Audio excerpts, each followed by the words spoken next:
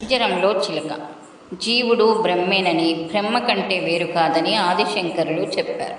బంగారు పంజరంలో చిలకల రక్త మాంసాలతో ఉన్న జీవుడు అస్థి పంజరంలో చిక్కుబడి దిక్కుతోచని స్థితిలో ఉన్నాడని ఆచార్యుల వారి అభిప్రాయం. హాయిగా ఆకాశ వీధిలో స్వేచ్ఛగా ఎగిరే పక్షిని బంధించి ఉంచడం నేరం. దానికి స్వేచ్ఛగా జీవించే హక్కు ఉన్నదని జీవకారుణ్య సంస్థలు ఉద్యమించాయి. పక్షులు, జంతువులు నోరులేని జీవాలు. వాటి బాధను అవి చెప్పుకోలేవు.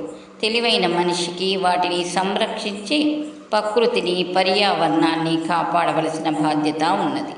లోకమంతా సుఖంగా ఉండాలని ఆప్తవాక్యం చెప్తున్నది.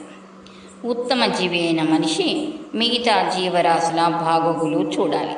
అందుకు తను సిద్ధంగా ఉండాలి. ముందుగా తను రంగుల కలలతో తన చుట్టూ అల్లుకున్న బంగారు పంజరాన్ని ఎలా వదిలించుకోవాలని ఆలోచించాలి.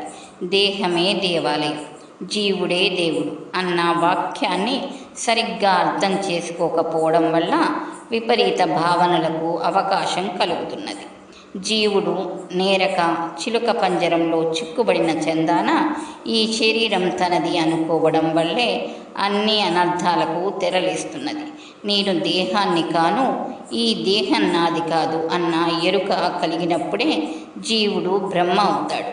నువ్వు ఆత్మవు, బ్రహ్మవు అని వేదోపనిషత్తులు చెప్తున్నాయి. అజ్ఞానం వల్ల పంజరాన్ని, చిలుకను వేరుగా చూడలేక మనిషి మాయా సంసారంలో తానే ఒక పంజరం చిలుక అయ్యాడు. దేహమే దేవాలయం అన్నప్పుడు దేవాలయాన్ని రోజు శుభ్రం చేసినట్టు పవిత్రంగా శరీరాన్ని, ఇంద్రియాలను, మనసును శుభ్రం చేసుకోవాలి, సరిదిద్దుకోవాలి. దేవాలయాన్ని పరిశుభ్రం చేయటానికి పరివారం ఉన్నది. దేహాలయాన్ని అలా ఉంచుకోవడానికి ఎవరికి వారే ప్రయత్నించాలి. ప్రతి సంఘటనకు కామా పెట్టుకుంటూ పోతే అది జీవనయానం. ఏ క్షణానికి ఆ క్షణం పులిస్టాప్ పెట్టేస్తుంటే అది ఆధ్యాత్మిక యానం. అందరూ తమ బాధలు తీర్చమని దేవుణ్ణి అడిగేవాళ్లే కానీ ఆ బాధలు ఇచ్చిందే దేవుడని ఎవరూ గ్రహించలేకపోతున్నారు. మనల్ని అంటుకొని ఉన్నంతకాలం గోళ్లను, వెంట్రుకలను ముస్తాబు చేస్తాం. కత్తిరించి మన నుంచి వేరుపడగానే వాటిని మైలగా పరిగణిస్తాం. ఆత్మ నుండి విడబడిన దేహం కూడా అంతే, శవంగా పరిగణిస్తాం. ద్వంద్వాలే లేకపోతే నాటకమే లేదు.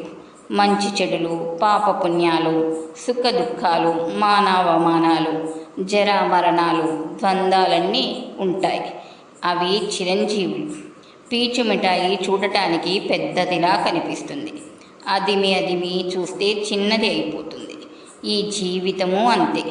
తరచి తరచి చూస్తే రెప్పపాటే జీవితం.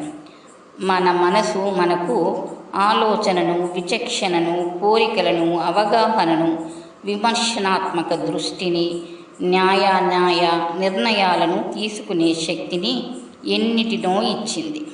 దాని వలన మనము ఈ భౌతిక ప్రపంచంలో జీవనం సాగిస్తూ దైవీ స్థితికి చేరుకోగలం.